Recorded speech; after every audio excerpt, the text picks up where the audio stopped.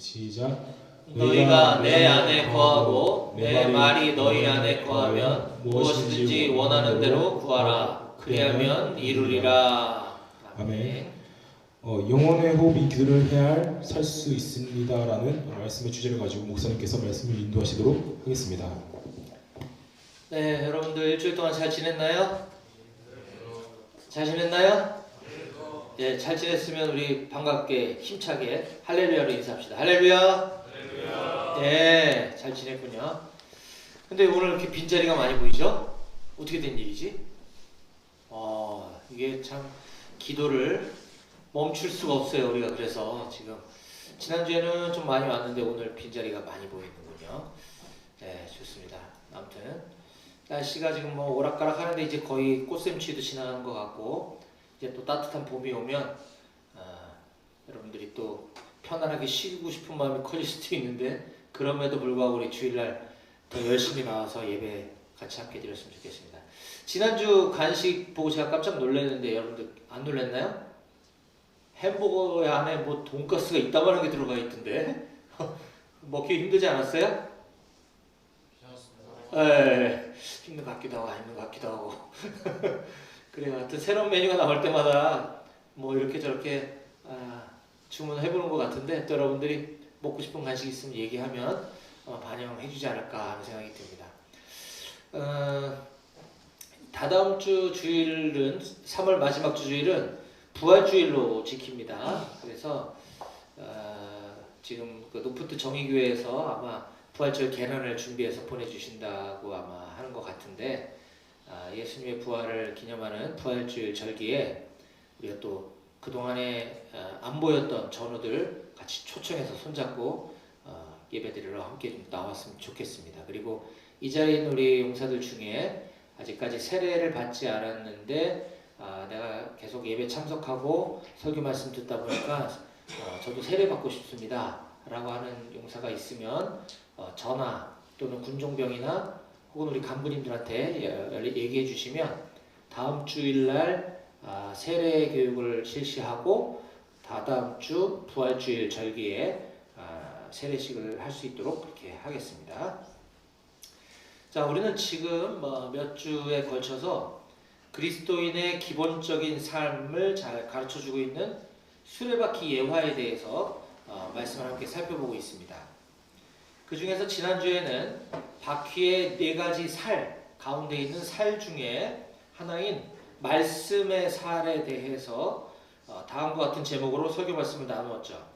영혼의 양식인 성경 말씀을 섭취해야 삽니다. 영혼의 양식인 성경 말씀을 섭취해야 삽니다. 말 그대로 말씀은 영혼의 양식이라고 하죠. 우리가 먹을 양식을 먹지 않고 굶으면 생명을 유지할 수 없는 것처럼 하나님의 말씀을 섭취해야지만 우리 인간이 살아갈 수 있다라는 것이었습니다.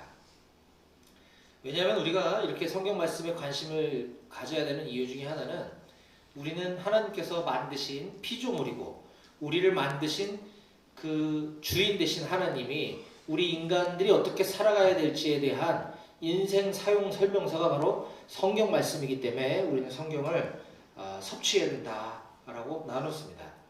근데 목사님 성경을 읽는 거지 어떻게 섭취를 합니까? 말씀을 섭취한다는 게 무슨 뜻입니까? 라고 우리가 궁금할 수 있는데 성경을 우리가 체득화하고 또 우리가 성경 말씀을 우리 안에 많이 저장하기 위해서는 여러 가지 다양한 방법들을 우리가 적용해야 된다라고 했습니다.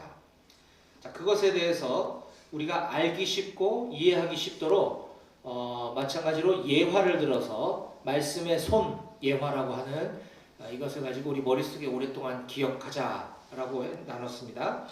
자, 말씀을 섭취하는 다양한 방법들 그 중에 첫 번째 가장 쉬운 방법은 새끼손가락에 표시되어 있는 것처럼 뭐죠? 듣기였습니다. 듣기. 우리가 설교 말씀을 듣는 것도 아주 작은 말씀을 섭취하는 방법 중에 듣기일 수 있지만 이 설교 말씀은 성경 말씀을 이제 풀이해서 전하는 것이고 우리는 말씀을 직접 들을 필요가 있습니다. 그래서 성경 말씀을 많이 잘 듣기 위해서는 요즘 다양한 어플들이 나와 있고 또 유튜브에도 내가 이렇게 마음만 먹고 조금만 검색해 보면 다양한 성경 읽어주는 음원들을 우리가 찾아볼 수 있었죠. 그래서 성경을 많이 들어야 된다고 했습니다. 그 다음 약지 손가락에 뭐라고 쓰여 있나요? 예? 읽기죠. 그렇습니다. 읽기. 성경을 읽는 것은 통독 전체를 쭉 읽어나가는 것을 말합니다. 성경 전체를 이해가 안 되고 어려운 부분이 있더라도 처음부터 끝까지 쭉 읽어나가는 이 통독이 왜 중요한가? 그것은 성경의 큰 흐름, 줄기를 알아야 그 안에 있는 세부 내용을 우리가 올바로 해석할 수 있기 때문인 것이죠. 그래서 성경을 읽는 또 방법이 몇 가지가 있었는데 창세기부터 요한계시록까지 쭉 그냥 순서대로 읽는 방법도 괜찮고, 또는 구약이 너무 어렵다 하면 신약 마태복음부터 요한계시록까지 읽고 다시 창세기로 가서 구약을 읽는 방법도 괜찮다고 했습니다. 근데 성경 66권이 너무 양이 방대하고 처음 읽을 때 또 이게 뭐 어느 시대에 쓰여진 말인지도 너무 어렵다 내용이. 그러면 성경은 크게 역사서, 시가서, 예언서 등과 같은 문학 장르에 따라 이렇게 구분이 되는데, 이 예언서는 약간 좀 중의적인 뜻을 갖고 있기 때문에 이게 사실 그때 당시에 필요한 말이면서 동시에 말세에 일어날 일이기도 하고 또 이게 막 여러 가지 의미들을 함축하기 때문에 좀 어려워요. 그리고 이 역사 순서대로 쓰인 게 아니라 조금 그 분량에 따라 재배치가 되어 있기 때문에 그거는 조금 나중에 읽어도 뭐 크게 지장이 없습니다. 그래서 시가서와 예언서는 나중에 두 번째 또는 세 번째 읽을 때 같이 포함해서 읽고, 처음에는 시간 순서대로 역사서들 위주로 성경을 읽는 것도 좋은 방법이다 라고 소개를 했습니다.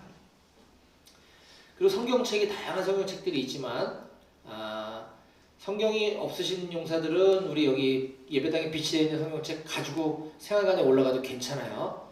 나 성경 읽어보고 싶은데 돈 주고 사기에는 좀 비용이 부담스럽습니다. 그러면 여기 있는 거 그냥 가져가셔도 괜찮아요. 그래서 많이 읽으시고, 또 이 개역개정 성경이 조금 어렵다 하면 쉬운 성경이나 새번역 또는 뭐 우리말 성경처럼 쉬운 문장으로 이렇게 번역된 성경을 읽는 것을 제가 강추한다고 말씀을 드렸습니다. 자, 그리고 이제 성경을 어느 정도 분량으로 얼마만큼 읽는 것이 좋은가?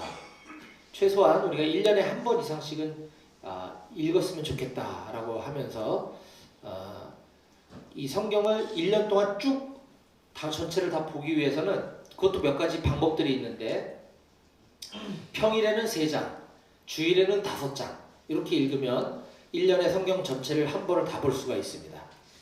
평3 주 5, 평일 3장, 주일 5장 이렇게 읽어도 좋고요.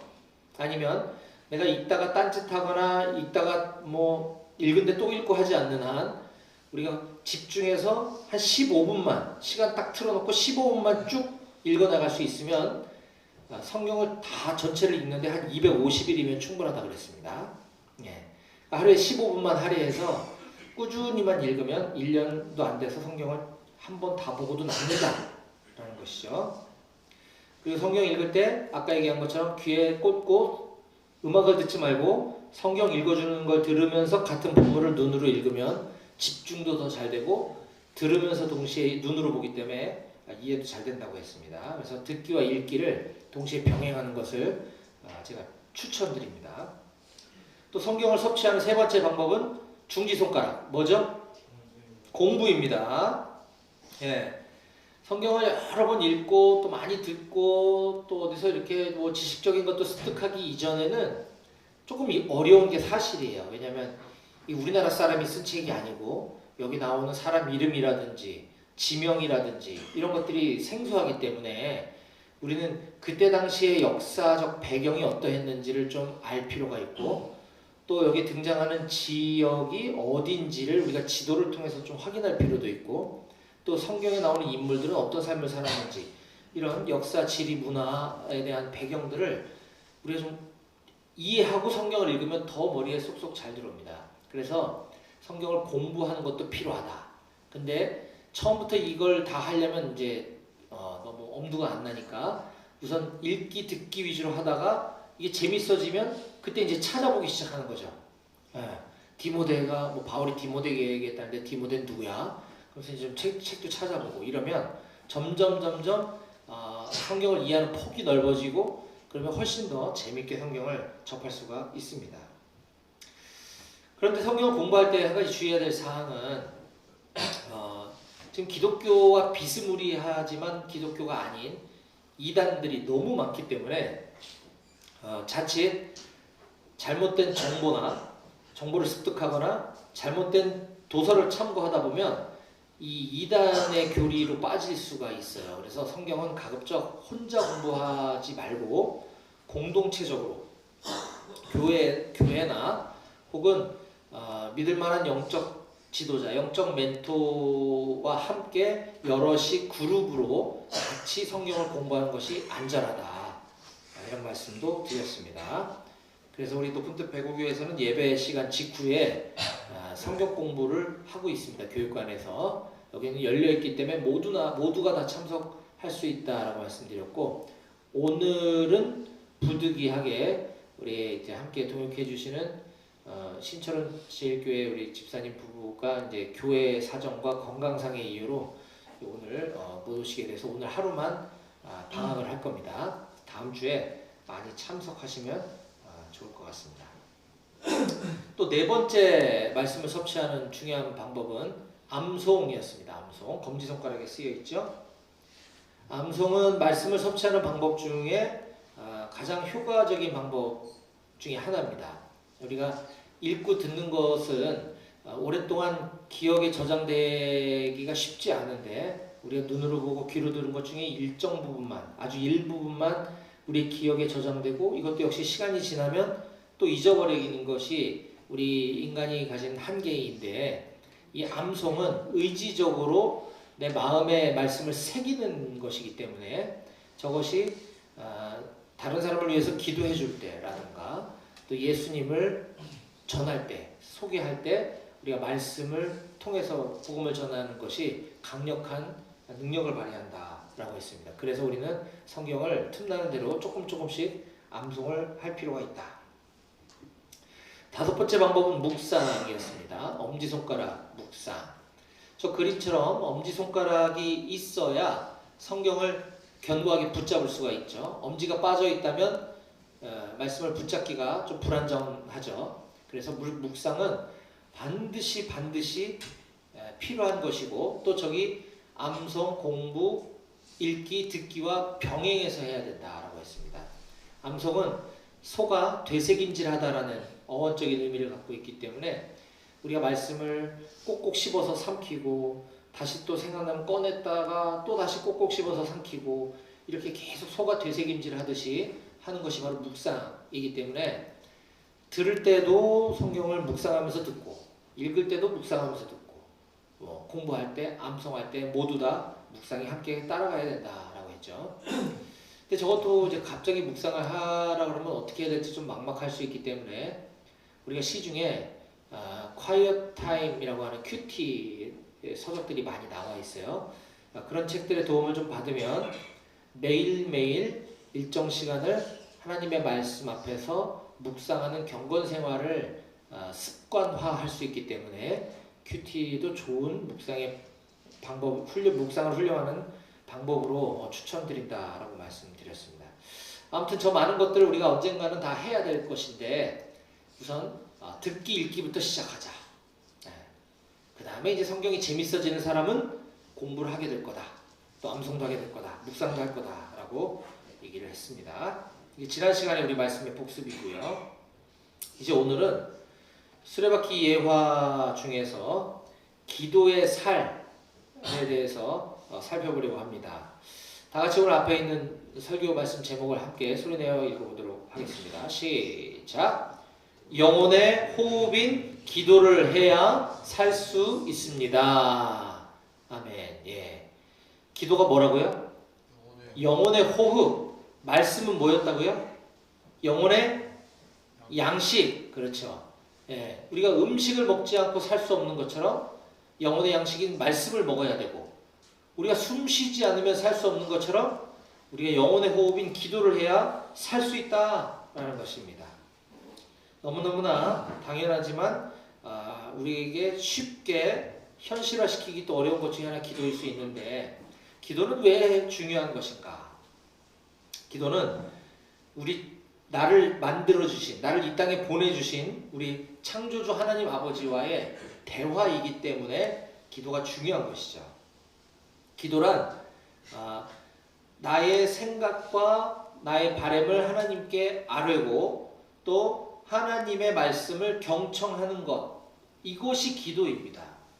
근데 우리는 기도하면 내가 하고 싶은 말만 잔뜩 늘어놓고 하나님께서 하시는 말씀은 듣지 않는 습관이 좀 있는 것 같아요. 왜냐하면 이게 뭐 소리로 들리는 게 아니기 때문에 조금 어렵고 좀 추상적으로 아마 생각이 돼서 그런 것 같아요. 하지만 우리가 하나님께 하고 싶은 말을 꺼내놓은 다음에는 하나님 나에게 어떤 마음을 주시나, 어떤 감동을 주시나, 또는 성경 말씀을 읽다가 거기서 또 하나님의 응답을 확인할 수가 있거든요. 그래서 반드시 내 얘기 더불어 하나님의 얘기까지 들어야 이게 기도다라는 것을 우리가 좀 꼭 기억했으면 좋겠어요. 기도의 중요성에 대해서 스탠리 존스라고 하는 사람이 이렇게 얘기했습니다. 예수님은 규칙적으로 3가지를 하셨습니다. 첫 번째, 말씀을 읽는 것, 그 다음 기도하는 것, 그리고 말씀과 기도를 통해 얻은 것을 사람들과 나누는 일을 하셨다라는 거죠. 그렇죠. 성경에 예수님의 삶을 이렇게 쭉 돌아보면 말씀으로 살아내는 것이죠. 말씀을 읽고 하나님께 기도하고 그거를 많은 사람들에게 전하는 일을 하셨습니다. 자, 그렇다면 우리도 마땅히 그렇게 살아야 하겠죠. 그런데 간혹 가다 보면 이제 열심히 있는 분들 중에 열심히 없는 사람들은 말씀이나 기도도 관심이 없어요. 근데 신앙생활 열심히 해보겠다 하는 사람 중에는 간혹 가다가 말씀은 전혀 들여다보지도 않고 기도는 엄청 열심히 하는 사람이 있습니다. 기도원에 올라가고 새벽 기도 열심히 하고 그것도 귀한데 반드시 말씀과 기도가 같이 가야지 않으면 자칫 기도만 열심히 하다가는 신비주의에 빠질 수가 있어요. 내가 기도했는데 하나님 나에게 이런 음성을 주셨다. 그러면서 막 얘기하는 걸 들어보니까 전혀 성경적이지가 않아. 그건 하나님 음성이 아니죠. 잘못 들은 거예요. 그래서 기도만 열심히 하는 것도 약간의 우려가 있을 수 있다. 반대로 기도는 전혀 하지 않는 사람이 말씀은 엄청 열심히 파고드는 사람이 있어요. 그렇게 되면 어떻게 될까요? 교만에 빠질 수가 있죠. 교만이라는 것은 하나님보다 내가 더 높아지는 것입니다. 하나님을 인정하지 않는 것이에요. 교만. 그래서 기도를 하지 않고 이 성경 말씀은 성령 하나님께서 이걸 깨닫도록 도와주셔야 이게 참 진리로 깨달아지는 것인데, 성령 하나님 쳐다도 안 보고 오로지 내 지혜와 내 능력으로만 말씀을 연구하고 공부하다가는 하나님을 멀리하게 되는 일이 생길 수가 있습니다. 그 결과가 지금 많은 신학교들이, 우리나라는 많다고 할 수는 없을 수 있지만 외국은 신학교 교수님들 중에 예수님 안 믿는 사람들이 너무 많아요. 문제죠. 우리나라도 그런 교수님들이 있어요. 분명히 신학 박사고 성경을 강의하는데 예수님을 안 믿어. 기도하지 않고 말씀만 파고들면 그런 일이 일어날 수 있다. 앤드류 머레이라고 하는 학자는 이렇게 얘기했습니다. 하나님께서 이 땅에서 이루기 원하시는 일에는 반드시 우리의 기도가 필요하다. 이건 무슨 말이죠? 하나님께서 이 땅에서 이루시기 원하는 일은 하나님이 다 하실 수 있잖아요. 그렇죠? 우리의 기도가 왜 필요하시죠? 하나님이? 우리가 기도 안 한다고 하나님이 일을 안 하시나? 하나님 못 하시는 일이 있으신가? 그렇지 않죠. 하나님은 모든 걸 다 하실 수 있으신 분이십니다. 우리의 기도는 필요 없어요. 하나님 입장에서는. 하나님은 뭐 다 하실 수 있으니까. 다 하실 계획이 있으시니까. 그럼에도 불구하고 우리의 기도를 필요로 하신다라고 하는 이유는 무엇일까요? 바로 하나님 스스로 모든 걸 하실 수 있지만 우리의 기도를 통해서 일하고 싶어 하신다는 걸 알 수가 있습니다. 그 얘기를 조금 다르게 표현하면 하나님은 이 일이 너의 기도 때문에 이루어졌어 라고 그 일의 결과, 그 공로를 우리들에게 돌려주고 싶어 하시는 거예요. 네. 하나님이 하시는 건데, 하나님 다 하셨는데 너의 기도, 네가 기도했구나, 너 기도 때문에 이 일이 이루어졌구나, 야, 너 기도해서 내가 이 일을 했어 라고 하나님과 우리를 동역자 삼기 원하시고, 우리의 기도를 통해서 하나님은 그 일을 이루고자 하시고 그 공로를 우리에게 다 돌려주기 원하신다라고 하는 하나님의 사랑의 속성이 담겨 있음을 우리가 깨달아야 할 것입니다. 자, 그러면 기도는 어떻게 하는가? 오늘 또 기도의 구체적인 방법에 대해서 살펴볼 건데요. 기도하는 방법도 여러 가지의 방법들을 소개할 수 있으나 우리가 지난 시간에 말씀의 손 예화를 배웠던 것처럼, 나눴던 것처럼 오늘 기도의 손 예화를 통해서 기도하는 방법에 대해서 함께 좀 살펴보려고 합니다. 자, 기도의 손은 기도하는 5가지 방법이라기보다는 기도에 포함되는 요소들을 말합니다. 요소. 우리가 기도할 때는 이거 내용을 다 포함해서 기도해야 된다는 것이에요. 네, 기도의 요소. 자, 가장 중요한 첫 번째 엄지손가락.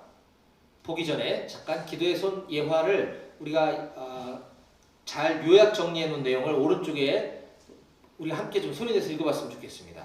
자, 기도하는 구체적인 방법. 자, 기도의 손 예화 다 같이 시작. 하나님께서는 성경 말씀을 통하여 우리에게 자신의 뜻을 나타내 주시고 우리는 기도를 통하여 우리 마음을 하나님께 아뢰입니다. 기도는 우리 삶의 영적 전쟁터에서 하나님의 능력과 자원을 공급받는 복음로가 됩니다. 그렇죠. 우리 삶의 영적 전쟁터에 하나님의 능력과 자원을 공급받는 복음로라는 거예요. 우리 군복 입은 우리 형제들은 저 말이 잘 이해가 되죠. 우리 후방에서 전투근무 지원을 받지 않으면 전방에 나가서 우리가 전투를 수행할 수가 없습니다. 바로 그 하나님으로부터 모든 능력과 자원, 전쟁 수행 능력, 전투근무 지원을 공급받을 수 있는 복음로가 되는 것이 바로 기도다라고 하는 것입니다. 자, 그래서 기도의 순서 가장 첫 번째 엄지손가락에 해당되는 부분인데 뭐라고 쓰여 있습니까? 찬양이죠. 찬양. 자, 기도할 때 하나님을 많이 찬양하는 것이 좋습니다. 이 곡조를 붙여서 우리가 아까 불렀던 노래도 찬양이지만 이것만 찬양이라고 하는 것이 아니라 하나님을 높여드리고 하나님을 칭찬해드리고 하나님을 인정해드리고 존중해드리는 것, 이것이 찬양인 거예요. 그래서 기도할 때 그런 고백들이 많이 담겨야 되는데 아쉽게도 우리 한국 사람들의 기도에는 저 찬양이 많이 약해요. 근데 제가 그 중국 우리 지체들 또는 그 이슬람권에 있는 우리 그리스도인들의 기도를 가만 들어보면 그런 친구들은 이 하나님의 위대하심을 굉장히 많이 고백하는 걸 제가 듣거든요. 그래서 우리도 저렇게 기도하면 참 좋겠는데 우리는 저 부분이 많이 약하다는 걸 제가 느낄 때가 많습니다. 자, 구약의 역대상에 보면 이런 기도가 나와요. 잘 들어보시기 바랍니다. 여호와여, 이 기도입니다. 지금 여호와여, 위대하심과 권능과 영광과 승리와 위엄이 다 주께 속하였사오니 천지에 있는 것이 다 주의 것이로소이다. 여호와여, 주권도 주께 속하였사오니 주는 높으사 만물의 머리이심이니이다. 부와 귀가 주께로 말미암고 또 주는 만물의 주제가 되사 손에 권세와 능력이 있사오니 모든 사람을 크게 하심과 강하게 하심이 주의 손에 있나이다. 우리 하나님이여, 이제 우리가 주께 감사하오며 주의 영화로운 이름을 찬양하나이다. 예. 우리 기도랑 너무 다르죠? 예. 우리가 이런 기도를 좀 기도의 손가락 중에 제일 첫 번째, 가장 중요한 엄지손가락에 저걸 배치한 이유가 거기에 있는 것입니다. 우리 기도할 때 나의 피로, 나의 간구만 잔뜩 나열하는 기도가 아니라 이 하나님의 어떠하심, 하나님의 속성, 하나님의 성품을 많이 고백해드리는 그런 기도를 많이 했으면 좋겠습니다. 자, 두 번째 기도의 요소는 검지손가락에 해당하는 감사입니다. 감사. 자, 데살로니가전서 5장 18절 말씀 함께 같이 읽어보도록 하겠습니다. 시작. 범사에 감사하라. 이것이 그리스도 예수 안에서 너희를 향하신 하나님의 뜻이니라. 아멘. 우리의 기도를 가만히 보면 아까 찬양, 하나님을 찬양하는 고백은 거의 못 들어보는 것 같아요. 그냥 하나님 아버지 감사합니다. 바로 감사로 넘어가 버리죠. 근데 무엇을 감사하는지도 잘 없어. 그냥 하나님 아버지 감사합니다. 이거 주시옵소서, 저거 주시옵소서, 이렇게 해주시옵소서, 이렇게 해주시옵소서.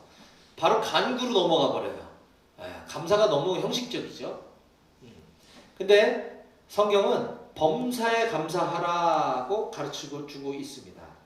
이 범사에 감사라는 뜻도 우리가 조금 잘못 오해하고 있는 부분이 있어요. 범사에 감사라니까 이것도 감사합니다. 저것도 감사합니다. 날씨 감사합니다. 오늘도 또 하루를 주셔서 감사합니다. 이런 감사도 중요한 감사입니다.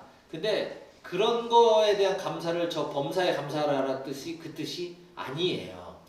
저 범사에 감사하라라는 뜻은 give thanks in all circumstances 라는 영어 성경의 표현이 그렇게 되어 있어요. give thanks. 감사를 하나님께 드려라. in all circumstances. 모든 상황 속에서, 모든 환경 가운데 네가 기쁜 일이 있거나 슬픈 일이 있거나 지금 어려움에 처해 있거나 상관없이 모든 환경과 상황 안에서 감사를 드리라라는 것이에요. 그게 범사에 감사라는 것입니다.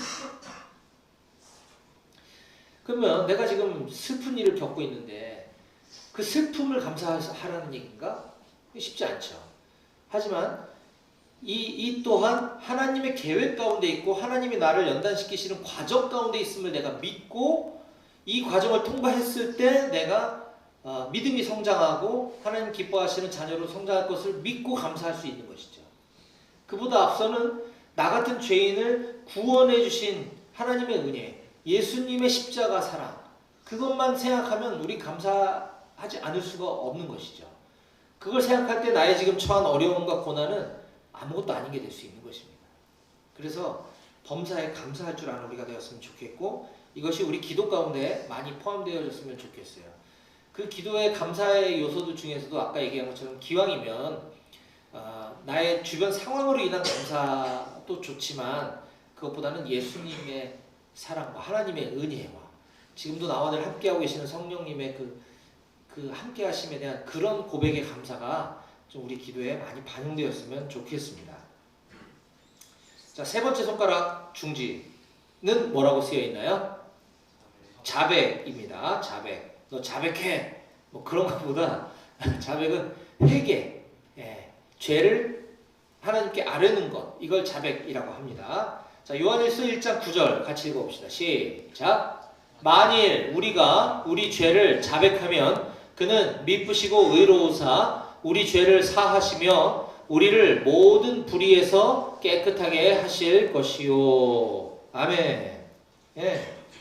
우리 죄를 자백하면 하나님은 미쁘시고 의로우셔서 우리 죄를 다 용서해 주신대요. 사해 주신대요.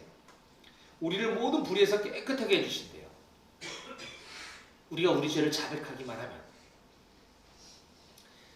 나의 죄를 하나님께 있는 그대로 솔직하게 다 아뢰고 진정으로 회개하는 것, 이것이 자백이고 회개입니다.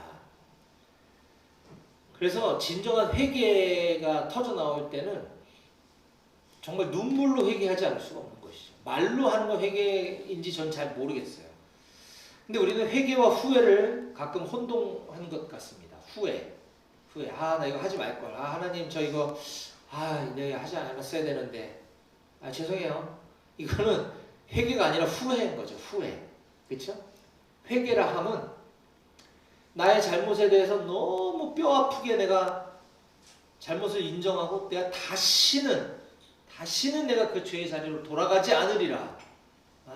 내가 다시는 하나님 곁을 떠나가지 않으리라 라고 하는 죄로부터의 유턴, 이것을 바로 우리가 회개 자백이라고 하는 것입니다. 그래서 물론 공적 기도 때도 그렇게 하면 좋겠지만 사실은 골방에서 기도할 때 우리가 공적 기도의 습관이 몸에 배어져서 그냥 형식적으로 그냥 하는 회개가 아니라 정말 진심으로 눈물 콧물 쏟아가며 하나님께 우리의 죄를 자백하고 죄의 자리로부터 돌이키려는 이런 회개의 기도가 우리 안에 가득 있었으면 좋겠어요.